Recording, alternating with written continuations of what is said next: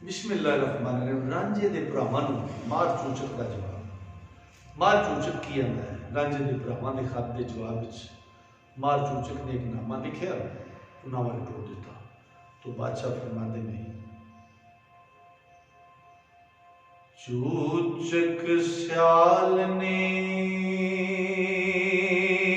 लिखिया रांझियां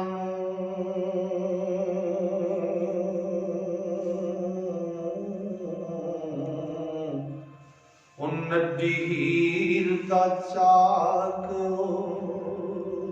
ओ हुंदड़ा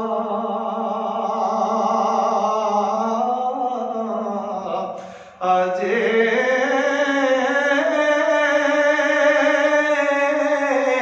असा जट है जान के चाक लाया।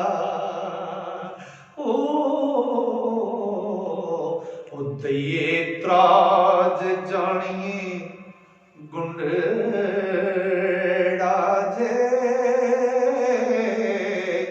ते सारा पिंड डरे उस चाक कोलों।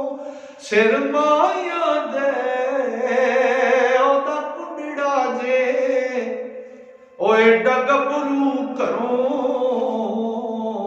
क्यों कड्या दे। ओ लंगा नहीं कम चोर न टुंडड़ा जे।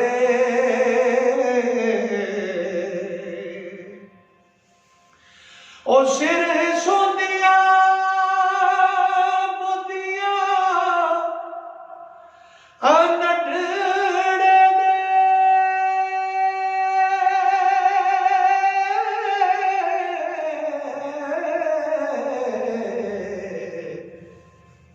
कन्नी लाडले दे बने ए मुंदड़ा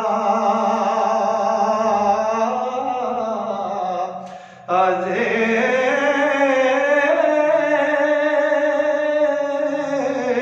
वारस शाह ना किसे नू जानदा ए। पास हीर दे रात दिन हुंदड़ा जे। चूचक सियाल ने लिखिया रांझिया नड्डी हीर दा चाक हो हुंदड़ा जे। असा जट है जान के चाक लाया। दइए त्रा जे जानिए गुंडड़ा जे। सारा पिंड डरे उस चाक को। सिर माहिया दे ओदा कुंडड़ा जे। सारे छेड़ू जिहड़े ने ओदी गुलामी च ने। एडा गभरू घरों क्यों कड्डिया जे। लंगा नहीं कम चोर ना टुंडड़ा जे। सिर सोंदियां बोलियां नडड़े जे। कन्नी लाडले दे बने मुंडड़ा जे। वारस शाह ना किसे नूं जानदा है। पास हीर दी रात दिन मुंडड़ा जे।